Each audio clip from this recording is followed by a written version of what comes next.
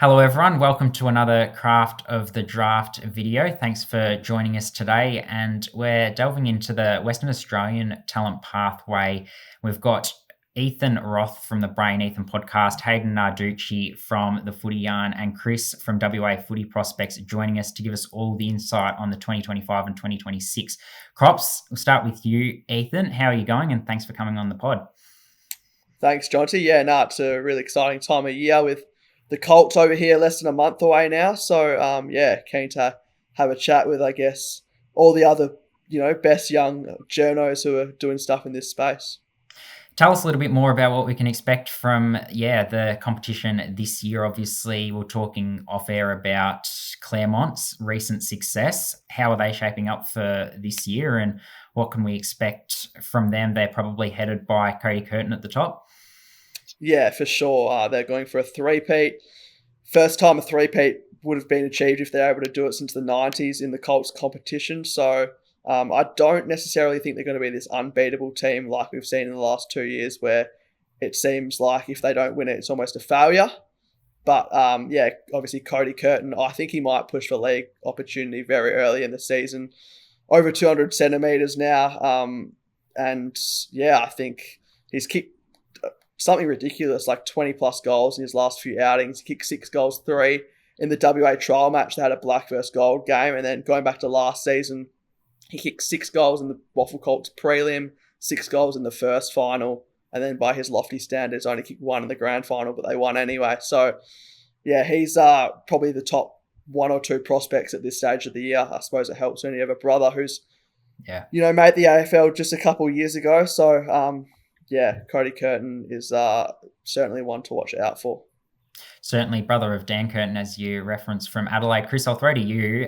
Thanks for coming on. Forward or back? Is he definitely a forward? Obviously, you talked about the goals he's capable of kicking, Ethan, but he's also shown that he can play down back. Would you say he'll settle forward long term?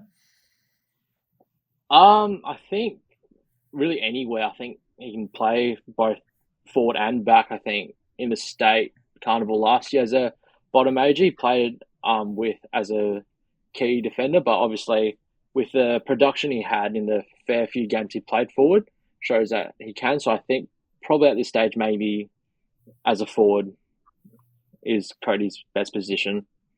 Yep, no, absolutely. They've also got Charlie Banfield, who spent some time forward in the Futures game, has spent some time sort of across the field as well, across his talent pathway career. Can you tell us a little bit more about him, Hayden? Thanks for coming on.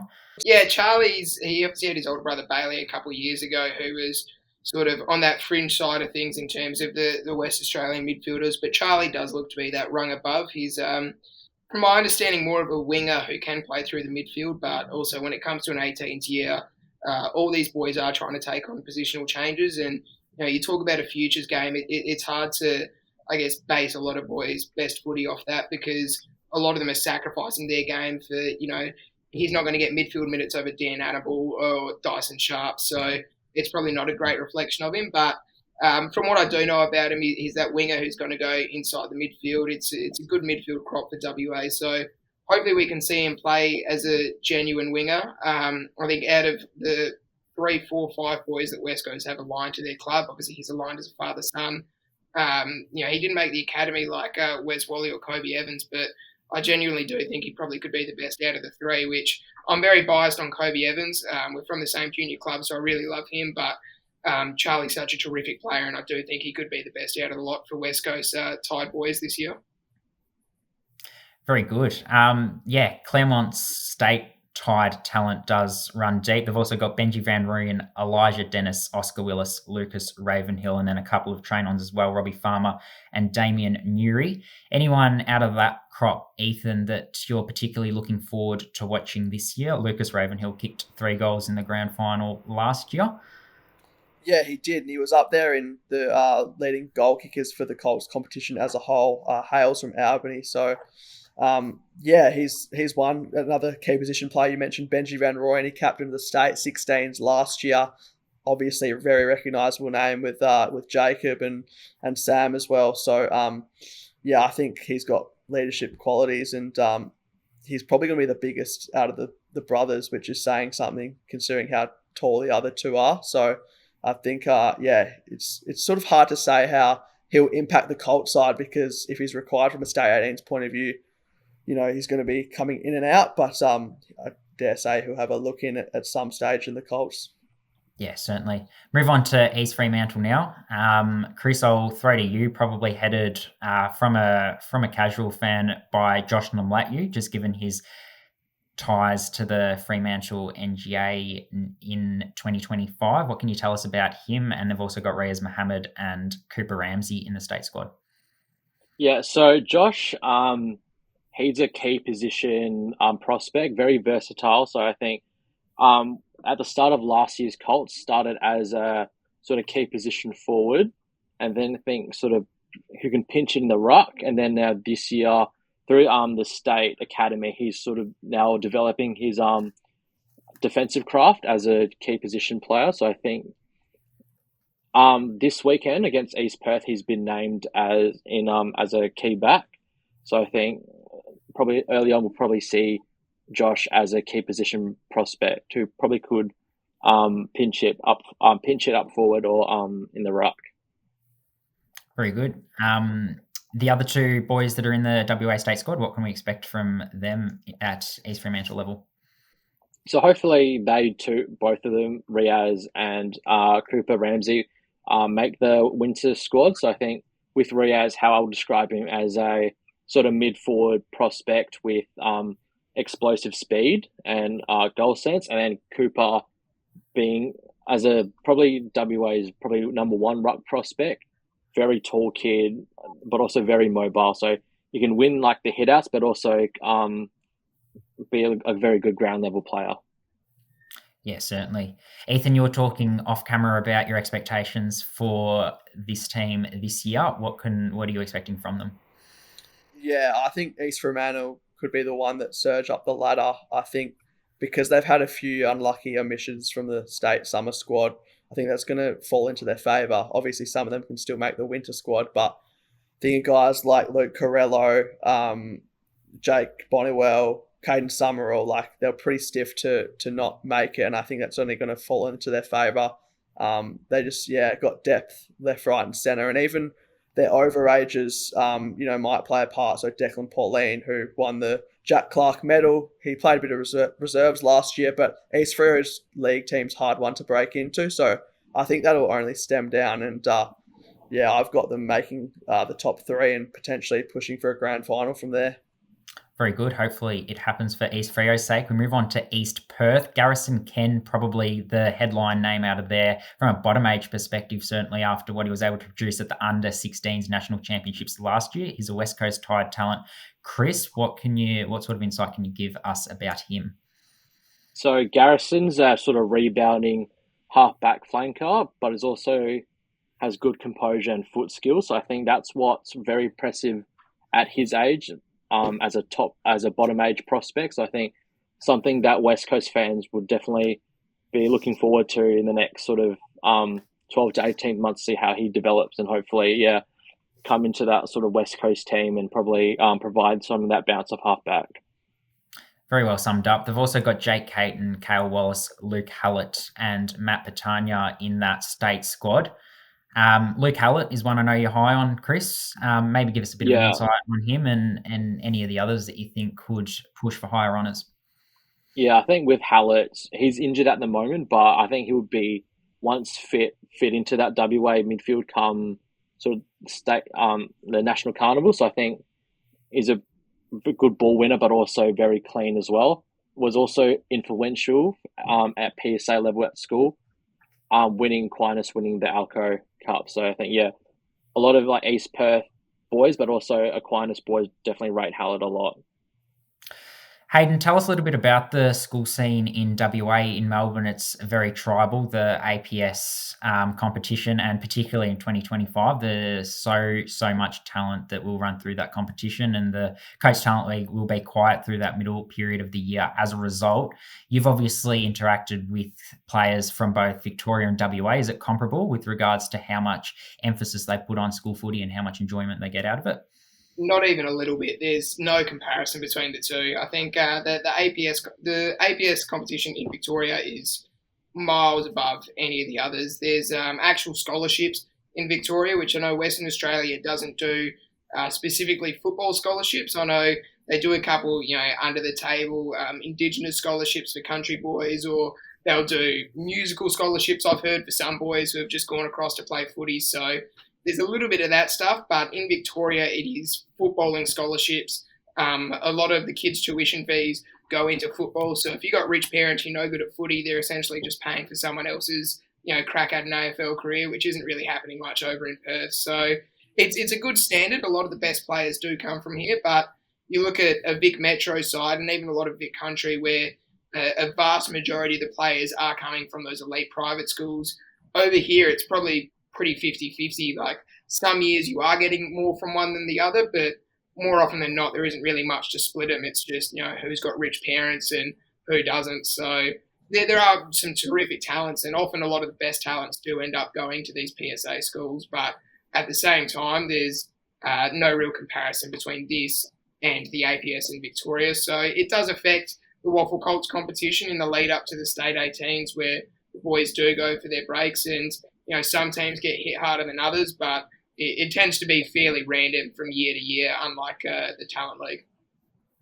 Yeah, no, very well summed up. We'll move to Peel now. Basil Hart is one I want to ask you guys about. He got a call-up actually for the AFL Academy last year. Interestingly, happened to be in Melbourne while that game was played, and they were sort of ravaged by injury ahead of that match against Footscray. So we got a little bit of a sight of him then. Hayden, what can you tell us about Basil? Well, he was a State 16s All-Australian from memory and really hyped up. A lot of people thought he was going to be a terrific small forward, and I think last year was probably a quieter output than expected, but at the same time, there's not going to be that much expectation on a bloke in a bottom age year, especially for small forwards. I didn't actually see many Peel games, so I don't know how many he did play last year, if he had any injury troubles, but I know coming into this year, it wasn't probably the same hype he generated off the back of his 16s year, but anyone that follows the draft knows that these things sort of happened. I believe it's Fremantle aligned for the Peel Thunder, so this year, and a small forward especially, it's always tough to crack in. You see players like Malachi Champion last year, who was really highly rated, and we know how talented he is, but a slightly quieter year than expected can see you fall right down the draft order. And I think, if anything, that's maybe what's happened to Basil, but by the same tone, he could have a really big start to this year and all of a sudden he's straight back up the draft boards. We know what talent he does have. He's, that electrifying, small, quick, whizzy forward that's going to create excitement. And I think WA's generating a real forward line with a lot of pace and excitement. You think of him, you think of Wes Wally, you think of Kobe Evans. Those three are all going to be really exciting, all club tied as well, which is an interesting one. So I think he should be playing in this State 18 side. If he has a pretty solid start to the year, we'll probably see him throughout there. But it is a tough State 18 side to break into this year. So he'll have to have a big start to the year, but I think the coaches know what he's capable of, and we should probably expect to see him in there for sure. Certainly not. Very extensively summed up. And I guess looking down the list at Peel, Matthew Becker's a good user, halfback winger, Chris. Then they've also got Lewis Golter and Mitch Sterling. What sort of insights can you give about those players?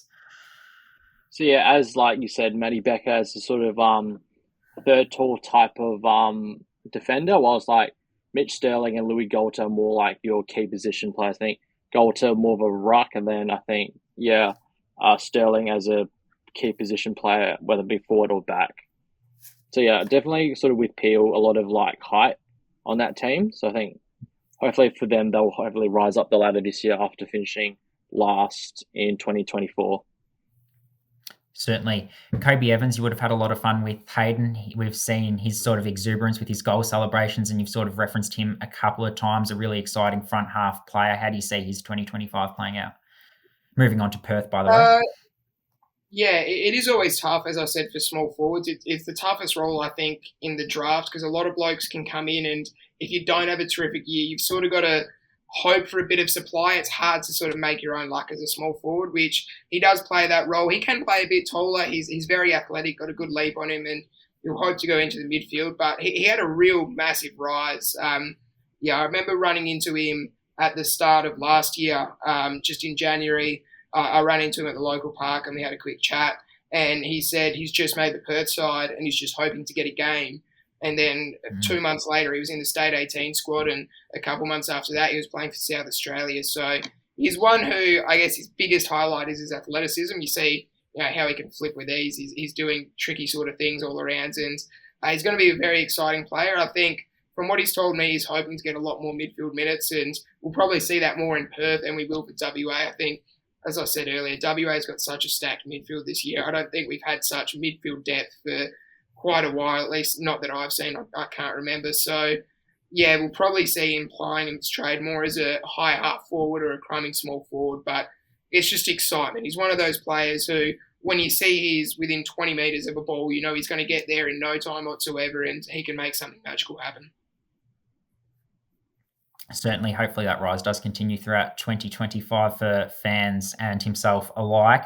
Looking down the list at Perth, Jaden Clark, Dale Sutherland, Cooper Clark, Jad Hill and Zach Zilioli also in the state squad. Probably Dale Sutherland the pick of that lot. Ethan, do you want to give us a little bit of an insight from what we can expect from Perth and some of the players to watch out for? Yeah, well, you mentioned Sutherland there. I was talking to Hayden O'Driscoll earlier today, who's doing a bit of stuff with us. He's really high on him. Think of like a Nazire Wanganeen Miller type, so really smooth mover, can have that sort of balance between attack and defend first. So I think that there's probably no ceiling on what he can do, both from a Perth point of view and also state 18s. If he gets that opportunity. So, a few of those other guys you mentioned. Jad Hill's an interesting one. He probably reached some pretty lofty heights as a 16-year-old, but similar to a Basil Hart, where maybe had a bit of a quieter year through injuries after that. So he's a natural ball winner, accumulates a lot of possessions. And I think from a Perth point of view, they've got a lot of guys who can roll in there, guys like Nate Tomasini, Nathan Cameron. But I guess watch this space is who's going to be the sort of the big dog, so to speak, who's going to be the guy leading from a midfield point of view, or is it just going to be sort of an even spread? Yeah, certainly. Moving on to South Fremantle, Fred Rodriguez. Chris, I'll throw him to you. Is it fair to say he's the player that the state is most excited about for the 2025 AFL draft? Yeah, I would say he's the consensus early number one prospect in WA, Fred. So I think he's real pushing for senior footy very early on. I think he has the body, but also the skills to help him adapt to league footy, being a lot faster and also competing against stronger opposition. And so is Toby One, as well as another one firming for early season appearances for South's league team. So I think with Toby, a smooth moving halfback flanker who can push up into the midfielder, lethal left footer, and I think one for Fremantle fans to watch out for as being part of the next generation academy. Yeah, and then from a bottom age perspective, they've got Lucas Robinson. If Fred Rodriguez is the most hyped top ager, is Lucas Robinson the equivalent from a 2026 point of view? Another Freo NGA boy? Yeah, so I think I posted, last week, some 2026 prospects, and I named Robinson as my number one. So I think with Robinson's also got the height of being, I think he's pushing close to 190 centimetres as a 17-year-old. And I think, with Lucas, he was already named as WA State 16's MVP. So I think there's a lot of potential with him. And then, wait and see for Fremantle fans to look out for the next 12 to 18 months. So obviously top heavy with those two highly regarded prospects. Ethan, what else is there sort of down the line for South Fremantle to look at? Yeah, I'm really excited about a guy called Ivan Starr. He sort of burst onto the scene last year, kicked a couple of bags of goals, and pretty much no one really had heard of him or given much respect. And then defenders obviously had to after that. So I think he's someone from a small forward point of view who can really hit the scoreboard. Probably has a bit of work to do defensively, as sort of a lot of these guys have to. But he's someone who I wouldn't be surprised if he makes a play for the State 18 squad, even if it's just, as a train on or something to get him, more accustomed to those sort of elite environments. Heath Wilson, another one in the state squad from that club. We'll move on to Subiaco, who are headed by Wes Wally, an electric small forward who probably has captured attention for his name as much as anything else. But yeah, he's got the ability to weave in and out of traffic. Hayden, give us a little bit more of an insight on him. It feels like I'm throwing you a lot of small forwards. But yeah, tell us how he distinguishes himself maybe from some of the others. Yeah, well, it's very similar to Kobe. I think a bit smaller and a bit more of a genuine small forward with Wes, whereas Kobe's probably going to get up the ground a little more, which, not to say Wes isn't capable of that, but Wes is probably keep him near the goal square, get him to the drop of the ball, let him work his magic there. He's going to bring intense pressure, which is, I think, something that he sort of prides himself on, especially this year. He reckons he's worked on that a lot of over his off season, trying to add some defensive pressure to his game in the forward line. And another one who's trying to weave into the midfield, which picked a tough year for it to try and weave into this midfield, I keep saying. But he wants to add that to his game, and I think we'll probably see that more with Subiaco than we will the stateside. But another West Coast tied product. So West Coast, they've got the three that we've mentioned so far. There's another 5 or 6 on top of that who are going a bit under the radar, and you only need 1 or 2 of them to have big years before West Coast have, albeit a good problem, but a problem on their hands with who they are going to take through their academy and father-son selections. So, yeah, Wes absolutely heads the line for Subiaco. I know Darcy Montgomery's got some good raps as a tall forward option.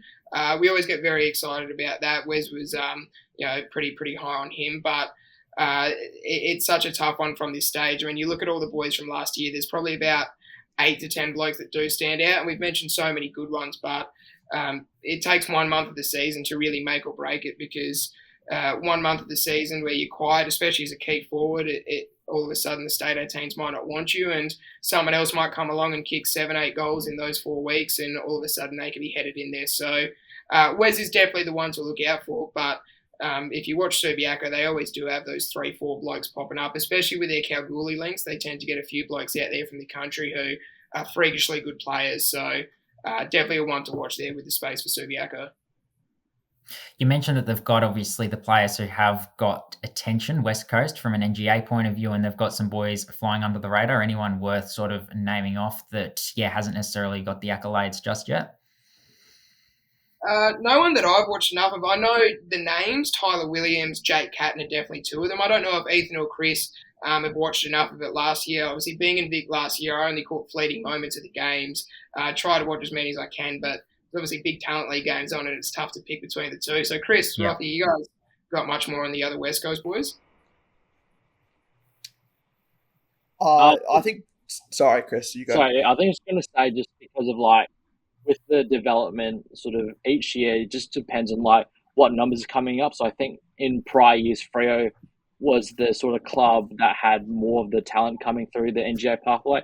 Now it seems like West Coast, with sort of the amount of small forwards they've got coming through the academy, that's sort of just gone to the headline. So it's with development footy, it's just depending on the year and what's coming through the junior ranks.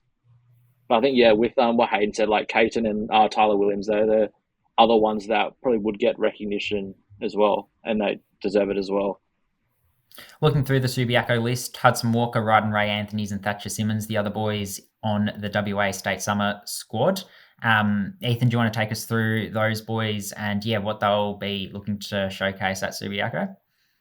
Yeah, Ray Anthony's has got a lot of X factor, but he's going to be playing more as a back, at least for the state 18s, and I'm imagining that will transition through to Subiaco. Again, another smooth mover. Pretty, makes good decisions as well. So, he's definitely one to watch out for. Thatcher Simmons is still at Hale, I believe. So, not sure he'll have a lot of involvement. He will at the start of the season, but obviously PSA takes priority from there. And then Hudson Walker's a midfielder who, gets high possessions and could be one of those guys that really puts his hand up to sort of drive and be sort of one of the guys at the stoppages who can lead the way. There's some promising raps on him as well. Moving on to Swan Districts, Hayden, Blake Kelly will probably carry a lot of responsibility this year through the midfield with his sort of poise and ability to, make time slow down in traffic. How do you see his year playing out? Yeah, I think he's probably, if you're calling an early midfield 3, I think Blake, Toby One, Fred Rodriguez are probably the standouts. I know players like Sam Swadling or Luke Haller can probably break in there over the course of the year, but Blake's someone who his older brother Luke was in the state 18s a couple of years ago. A terrific midfielder, but probably a bit short and a bit slow. But whereas Blake is taller, he's quicker, he's a bit more agile. Really still got that strength that his brother Luke had. He was the state 16s captain and a phenomenal prospect. I know a lot of the boys at Swan Districts really have big raps on him. He's probably going to be someone we see play some senior footy this year. I'd hope so at least. Swan Districts are very good at bringing their young boys up. Probably more reserves than league, but I think a player of his calibre is probably still going to benefit from playing senior footy, especially if it happens before the state 18s. I think it's going to be such a big year in the midfield this state carnival because every team's got a really good midfield group, and I don't want to sound biased here, but I do genuinely think the two big sides could probably come out with the worst midfield groupings at the end of this draft, which could be a ridiculous call, but the amount of depth WA has, the Allies speaks for themselves, and SA's got some terrific top-end prospects. So I think players like Blake, there's not too much pressure on, but a lot of hope from West Australians that he can stand up in this year's State 18 and throw himself into the ring of those first, second round draft prospects rather than, we see a lot of WA boys go at the back end of the draft. Can he be someone who throws his name up to be one of those top 10, 15, 20 midfielders in this year's crop? Yeah, no, I don't think that's an unfair statement at all with regards to the midfield. I think there is clearly a view across Australia that Victoria is weaker than usual this year. And obviously, like you say, WA is quite strong to be quite competitive to get in there. And the Allies have got absolutely ridiculous academy talent as well. Chris, would you second that opinion that Blake Kelly gets into that starting midfield for WA? And then what sort of insights can you give us into Harley Cumming, Jai DeBono, Leo Steed and Tyler Williams, who we've already touched on, who are also in the state summer squad? Yeah, with Blake, I would say some of his composure as well, compared to like his brother Luke, being more of like see ball, win ball, I think would help bring a point of difference to WA's midfield.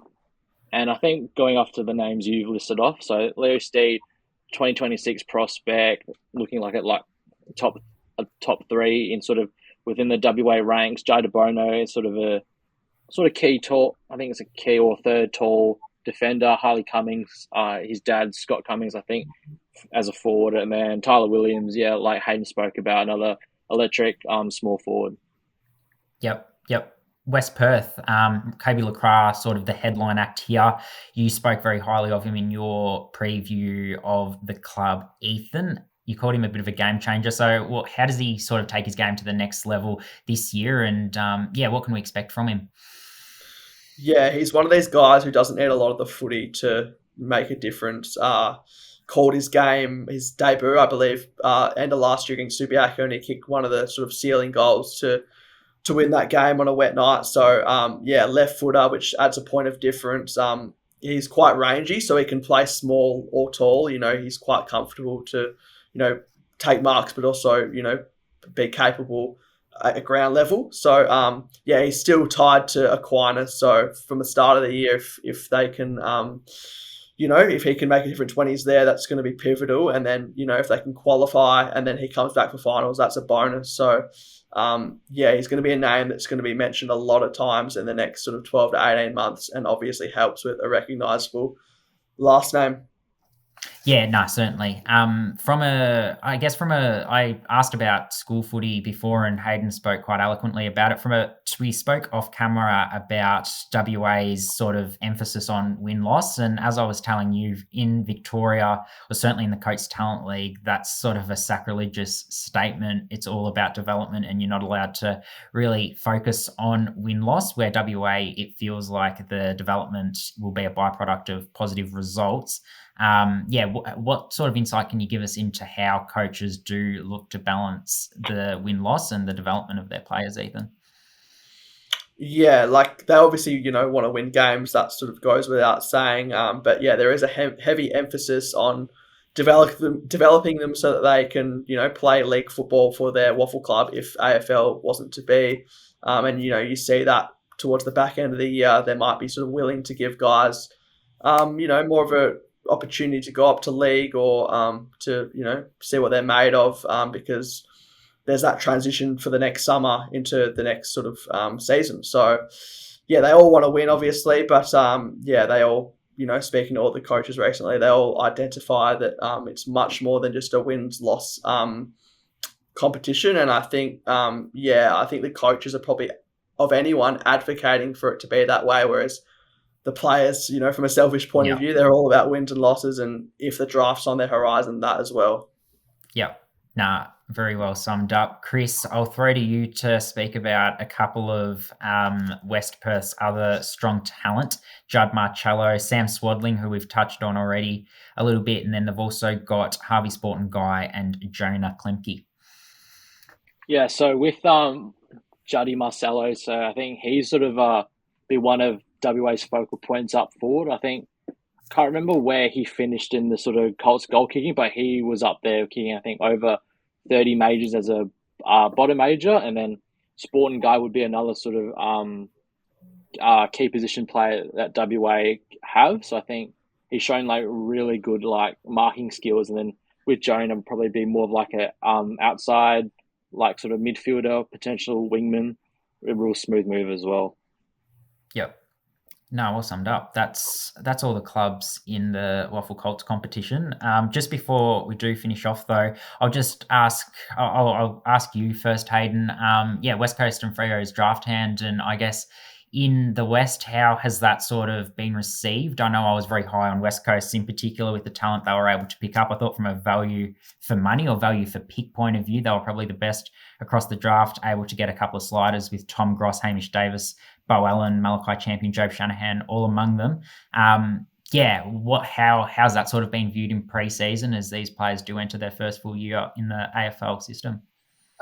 It's tough to say, because I think Victoria, there is a much better eye on the draft than there is Western Australia. I don't think many West Australian footy fans actually know that much about the draft, so they see the names that come in and, they might watch a highlight reel if they really care, but beyond that, I don't think there really is a great deal of focal point. I know West Coast fans were huge on getting Bo Allen. They love to get in a local boy who could be seen as a future figurehead for the club, but you look at some of those later picks, I think West Coast fans don't really realise the value they got with players like Job Shanahan, Tommy Gross, even players like Hamish Davis down the line. There's some really terrific talent that came through to West Coast, as you mentioned, and I think it's probably not really seen by West Coast fans that well. I know when Tommy Gross had that really big pre-season game, I think it might have just been an intra-club, there was a little bit of excitement generated, but at the same time, I think West Coast fans are probably a bit too zeroed in on Harley Reid to really give too much of a care about anyone else. It really is just Harley Reid or bust for West Coast fans.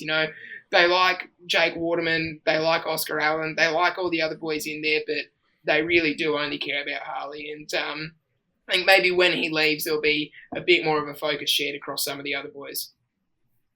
Question without notice, Chris, of the first year players on AFL lists that hail from WA, is there one or two in particular that you think could exceed expectations? I think someone like a Hugh Boxall or Cody Ango, I think those guys out of the WA sort of crop that were drafted last year, they've, I think, named an emergency this week. So they're really like close to breaking into the AFL teams. I think, very excited to see. Hopefully they can debut pretty soon. No, very good. Appreciate you all coming on. Thanks for all of your insights, and keep doing what you're doing and promoting WA footy. Great content, but that's all we've got time for today. So thanks for tuning in.